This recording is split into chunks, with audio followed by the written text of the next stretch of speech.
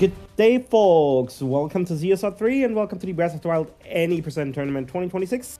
It's the version 1.0217 tournament, and we are in Vah Medoh's bracket, round number 1, and we have Speedrun going up against Dracolink. And without further ado, let me hand it off to apparently the lonely English commentator of the tournament, who is doing a wonderful job. Lulu Cord, take it away. It's all you. Thanks, Stress. If anyone wants to commentate this tournament, honestly, don't be shy. Anyone is welcome as long as you have, a decent mic and good energy. I think anyone can do it. I know Breath of the Wild is not the easiest game to commentate. There's a lot of happening at the beginning, but honestly, it is a good time. It's always fun, especially like you get to watch the race anyway. So, but yeah, now who do we have today? We have ZeldaSpeedRuns and Dracolink, two French runners. They're funny enough, they're both in the top 10 for 80%, 1.0 to 1.7 patch. And let me check the real quick because I have their page open. Yep, Dracolink is actually 5th place on the leaderboard, and Kleb is 9th place. Draco has the faster time with like a 23:40, but Kleb is not too far behind with a, let me double check, 23:55, so only 15 seconds apart. So this race, honestly, is anyone's for the taking.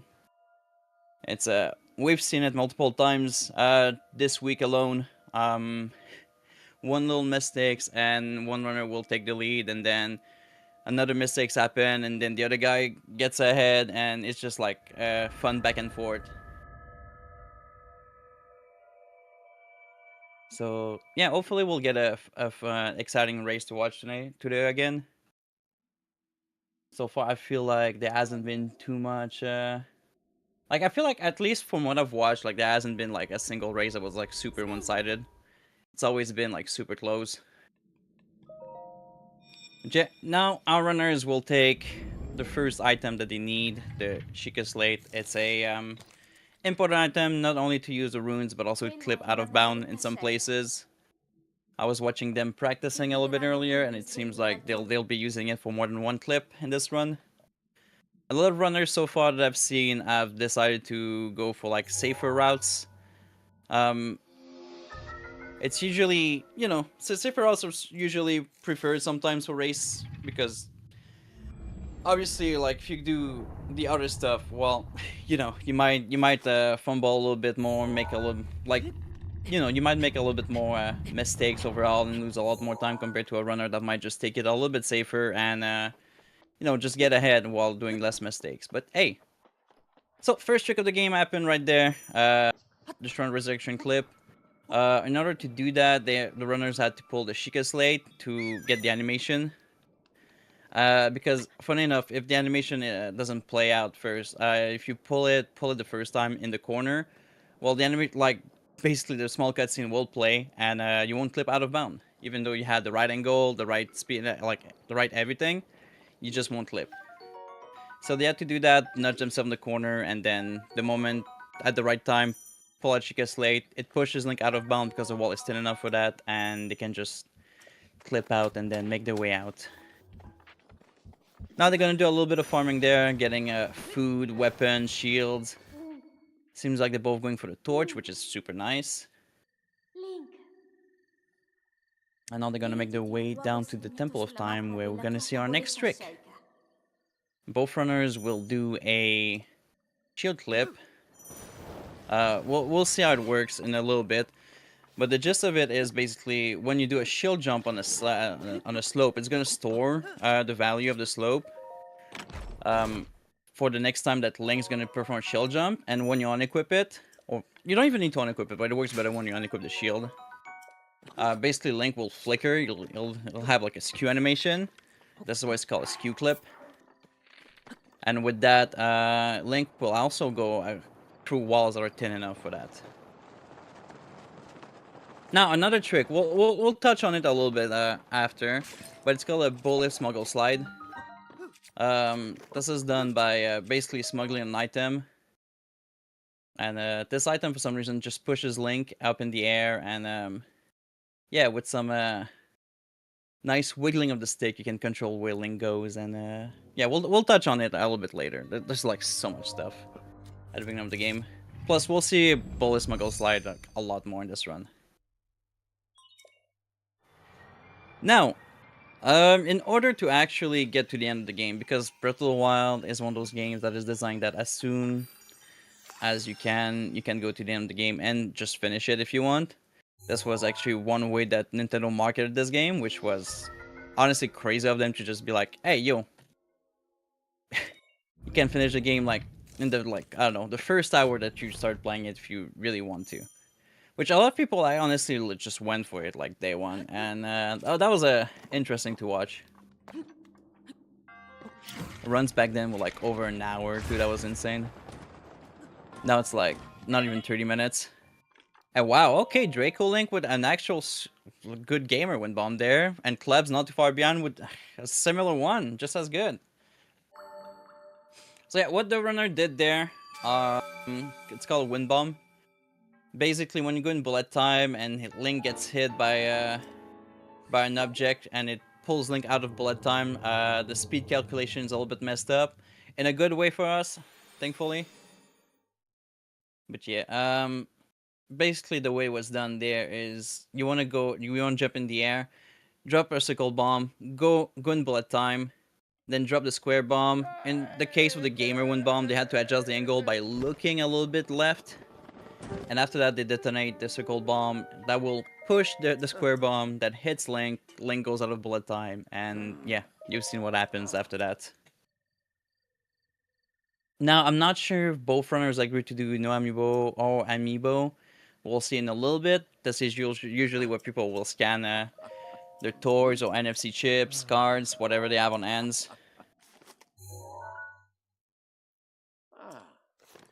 But yeah, the old man's basically trying to like tell you like, hey, if you want to quit the Great Plateau, you gotta complete more shrines now. Oh, okay, it seems like they're gonna scan amiibos here.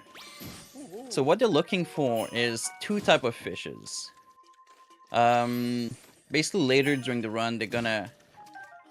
you will need to make a potion or a meal that will grant you... what's the word there? Like a strength potion. Basically, you will do more damage to the bosses at the end. And it seems like they got fairly similar RNG there. But yeah, there's two fishes that are useful for our runners. The porgy and there's a carp. Yeah, they're not guaranteed drops, so this is why like runners will have multiple of amiibos to scan and just to have on hand for that. But yeah, RNG can be rough a little bit with those, but it seems like so far every run that I've seen that used amiibo, honestly, it took like 2-3 scans and they got everything that they needed.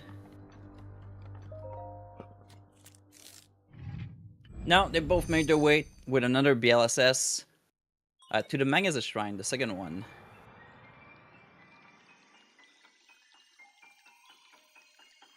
And now...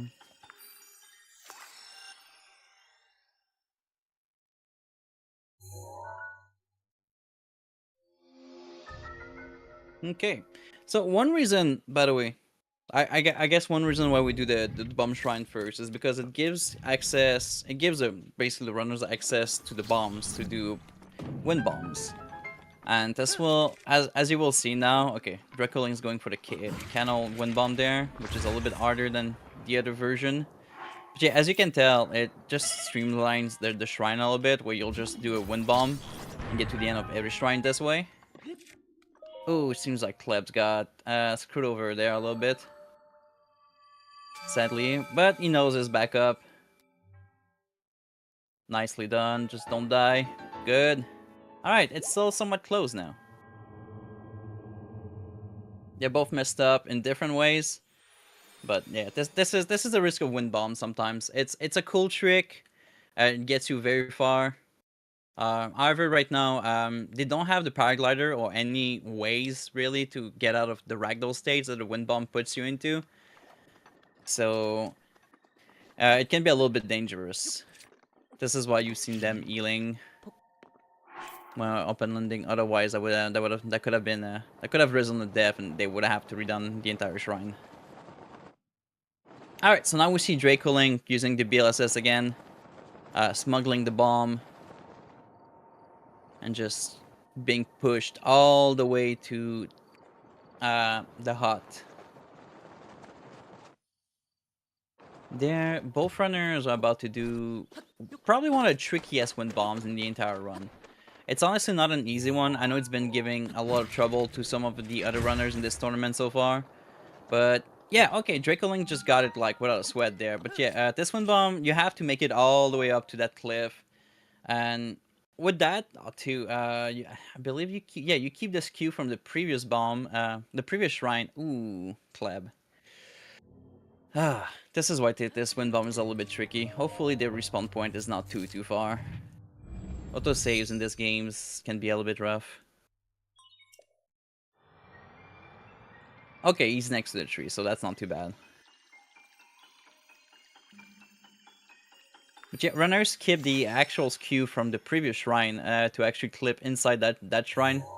It's quite funny that they both use the same angle there.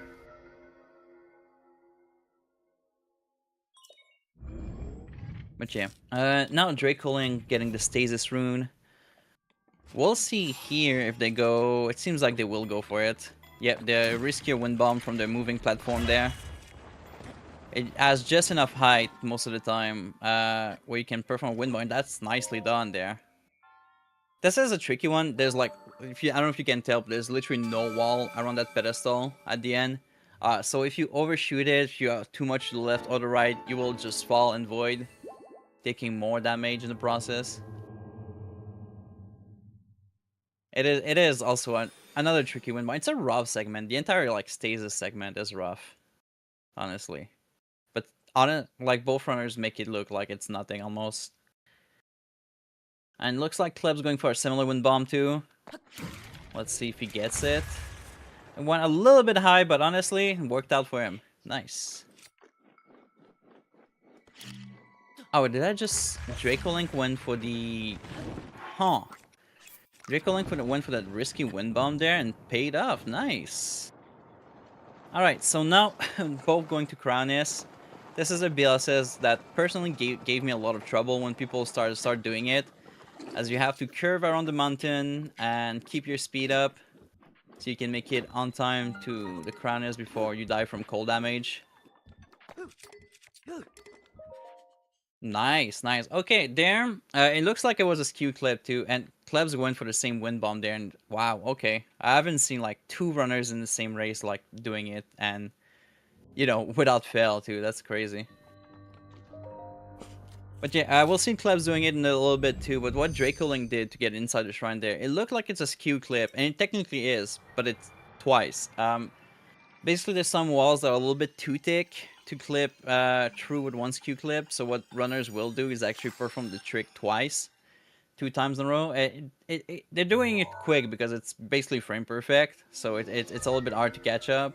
But basically, they're doing the first shield clip, equipping the shield bag, then doing the input for the second shield clip. And that's what we call an extended shield clip. And that was nicely done from Klebs too again there. Alright, good wind bomb from Draco there. And that's crazy. One's entering the shrine, the other one's exiting it, but they're honestly not too far apart. There's still a lot that can go, that can happen this run.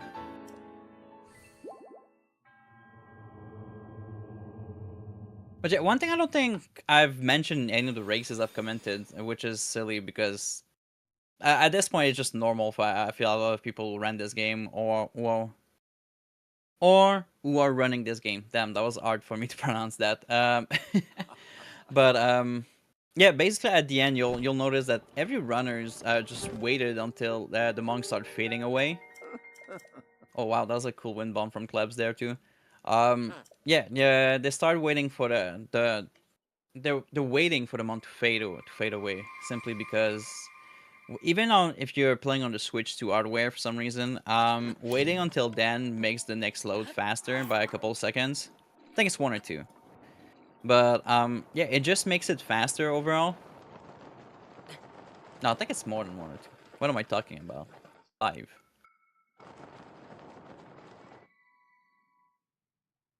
But yeah, you can tell like the loads are like super fast. And I don't know why. I think it's because the game has to like load the other map or something like that. But yeah, it just makes it a little faster. So you'll see runners waiting for it. If you ever watched Tears of Kingdom speedruns, this is something like they fix in the game after. So yeah, runners won't wait there. So this is a little like tricky thing sometimes when you play both games and like tends to swap between them. Like it's a little thing you have to remember whenever you play Breath of the Wild.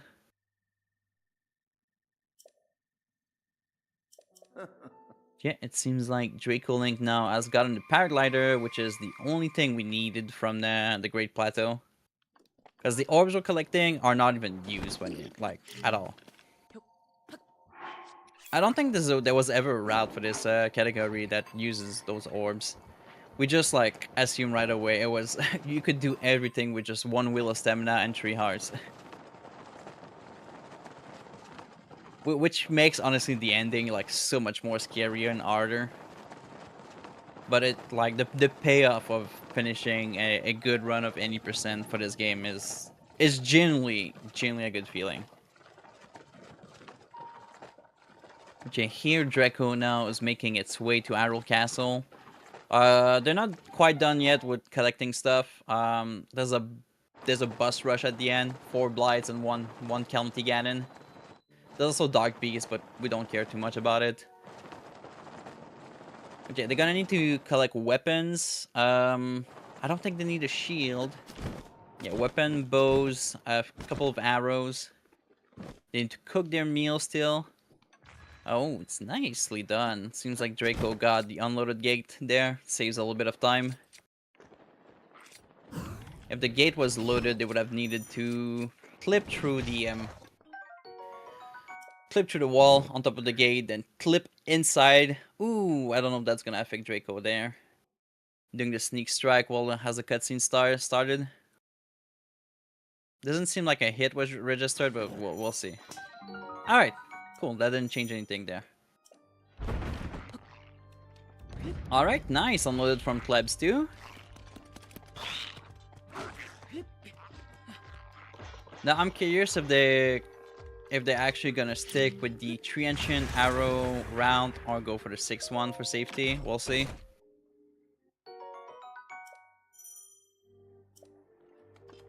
Okay. Basically there's 2 routes inside castle. There's one that collects 6 ancient arrows. It's a little bit safer, but it's slower by like 40 seconds. If I remember correctly. But it makes Calamity Ganon fight a lot more consistent. So we'll see. Oh no, it seems like Draco is going for the 3-ancient arrow route, which consists of clipping out of bound there, in between the walls of Hyrule Castle, and then performing a wind bomb. Hopefully nothing goes wrong, because otherwise you go all the way down and you have to reload. Wow, okay, landed on the right spot, right out, like, jeez. That just shows you how, like, consistent those runners are right now.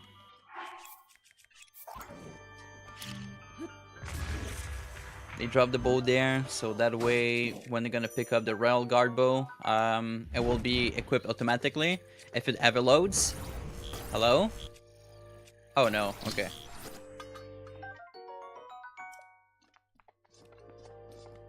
Alright, Kleb is also out of bound there with a nice wind bomb. A little bit slower, but it would still do it. Now they're making the way to the Moblin too. Hopefully, yeah, okay, they landed on the floor. It's very easy to miss that floor. Alright, seems like Draco is going for a little setup there. What he's doing right now is called a Wind Blight skip. Basically, a couple of years ago, we figured out that by shooting an arrow during that cutscene, it stops traveling, but the hitbox still exists. So if the arrow is at a precise spot, it will repeatedly hit Wind Blight, and hopefully it will kill it. It did. Nice, nice, nice, nice. So by not skipping the cutscene, we're actually still playing the game there. But yeah, funny enough, this is something that some runners sometimes when they start learning this game actually do. They don't have the right bow equipped, or like have the attack bonus damage food also, like, you know, consumed. So they always wonder why it's not working, because their setup is great, the angle is good, but it turns out like without that bow and the food, the arrow alone won't kill Wind Blight. Let's look if Klebs gets it. Oh, doesn't seem like they quite get it. Oh. That is rough. If Windblight doesn't have too much health left, it's still doable, but nah, it's way too much. That's gonna be a tough reload for Klebs, but hey. Sometimes it is what it is. Any percent, Brittle 90% is not an easy run. One little misstep and it's for most runners, especially at this caliber, it's a hard reset.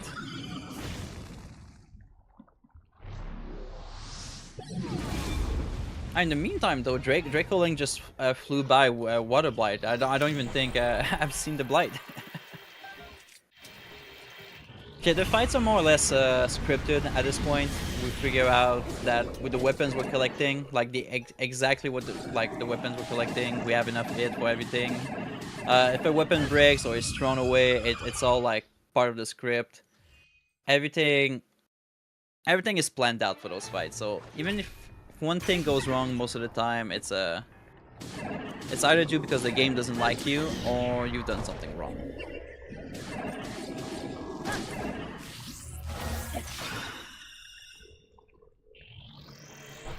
Yeah, nice phase 1 for Thunderblight there. Little thing, if you didn't know, if you haven't noticed, runners will usually when they do a spin attack, they will face away. We've seen that with Klebs there on Water Blight too.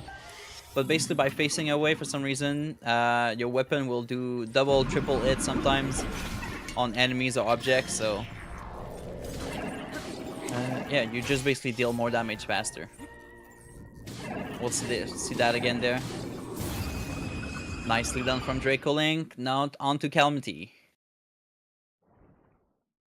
No, it's not all over for Klebs. If Draco somehow messes up Calamity Ganon and dies, hopefully not. But if that was to happen, Draco would have to redo the entire Blight fight. So that's Klebs' chance to actually come back.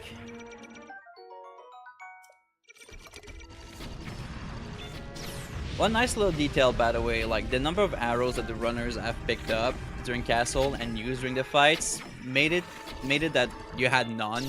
Basically at the end of Thunderblight. Oh my god. Please tell me it wasn't me. Tell me the French restream also cursed it. Shit.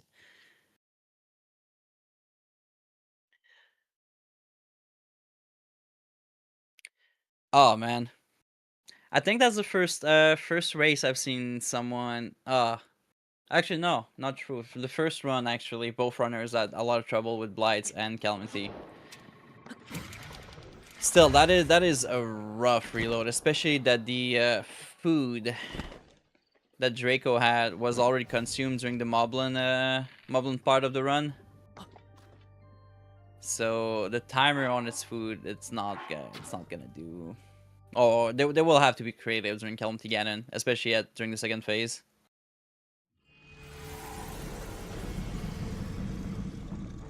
Hopefully they hit Windblight skip again.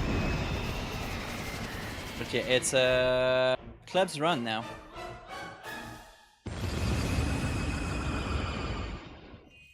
Yeah, it seems like they got the Windblight skip there. We even saw Water Blight popping a little bit at the end. Nice. But yeah, I was saying, even the number of arrows is all calculated. We'll sit with Klebs again now, not too long. But they should have one arrow left in the inventory right now. Yep. So that means whenever they'll pick up the bomb arrows during the Calamity fight, the bomb arrows will automatically be equipped, so they can just shoot right away. They don't have to go through a menu or anything like that.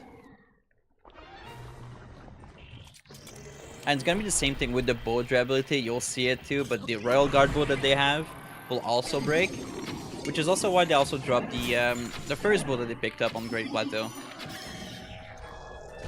So that way, during Dark Beast Ganon, they will pick up the Bow of Light and it will be equipped right away. They won't have to menu or anything.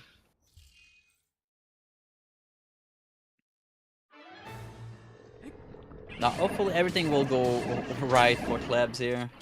I know laser parries can be a little bit tough, especially in the race settings. It's ooh, nice. I thought that was a little bit early, not gonna lie.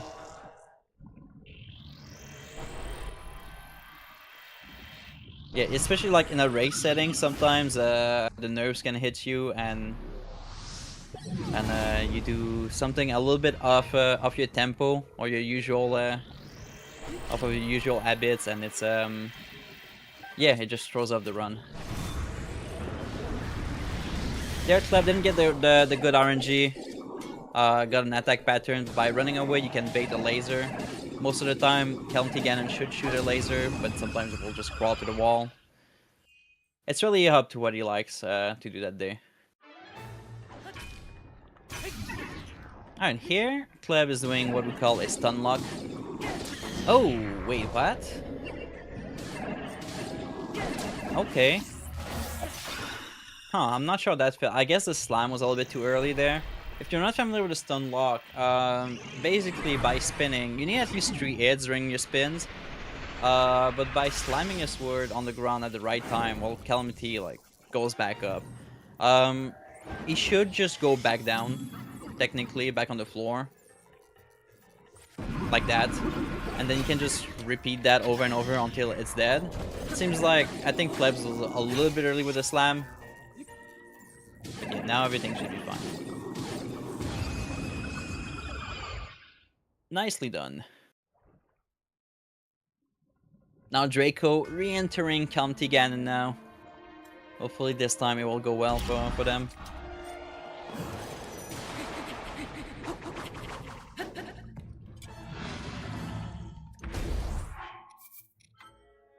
They opted to reload there. I'm not sure why. Maybe they're watching Klebs and they decided that it was it. I don't know. Yeah, they're just fully quitting the game. Honestly, at this point, cannot really blame them unless Klebs messes up like a million times on the Dark Beast Ganon. Yeah, that would have been hard to come back from. So very great attempt though from Draco. Honestly, that was a super tight run until Calamity, sadly.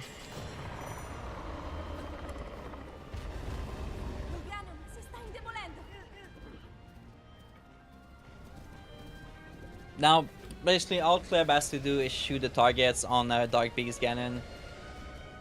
Funny enough, that even though it's kind of a little bit of an auto-scroller, like there's not much to do. There's some positioning that they will do, some timings that they have, so that Dark Beast doesn't move as much and the circle spawns a little bit faster. And by using some audio cues, if they're always like on time. Oh. Yeah, it seems like going back in bullet time a second time during the first phase was why couldn't any percentage? I mean, it's up to the runners. I cannot speak for Draco there. I mean, personally at this point, I don't think they could have finished the run, and well, they could have finished the run, but it would have been rough. First of all, because the food timer was a little bit short, but also because I'm assuming they just calculated that they could not win anymore. Oh yeah, they did die during Calamity Ganon.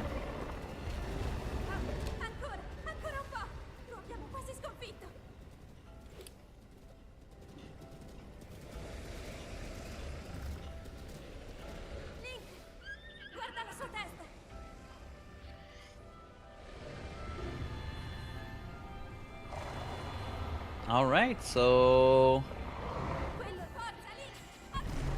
nice, and GG for Klebs. Taking it home now.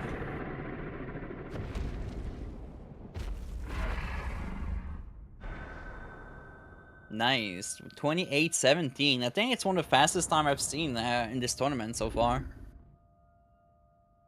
Considering too that runners, like usually run starts on first input and not new game. This time is a little bit inflated from what we would usually see in a run, but yeah. Still, pretty good time. Anything under 30 minutes for a tournament race, honestly, is super good. Now I know both runners are French, so maybe they will opt to go do an interview on the French stream. I'm not sure, but if one of them wants to come here or both of them, I am open to do one. Otherwise, yeah, that's a pretty fun race to watch, and hopefully we'll get to see more soon.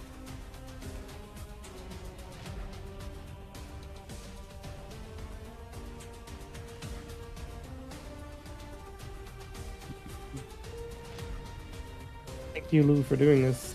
I'm not sure if we're getting a restream. An interview, sorry. Yeah, no, I mean, as I think both runners are French, so they might go on the French restream. So. Yeah, that's fair. Yeah. I show up in there and just mess them up. No, kidding. Yeah, all good. It doesn't seem like they're joining, so all that is left for me is to say thank you so much, Lou, for doing this. You're welcome. Thanks for the restream. I appreciate it. And of course. And I hope you all enjoyed this. We're gonna be back with more Breath of the Wild restreams on this channel, on ZSR 1 and 2, and maybe on ZSR FR for the next few days whenever it comes up. For now, we're gonna cut it here, and we're gonna send everybody over to this very restream, because there's gonna be Uder coming up here in like 20 minutes. So thank you all so much for watching. Have a good day. See you in 20 minutes or soon. Bye.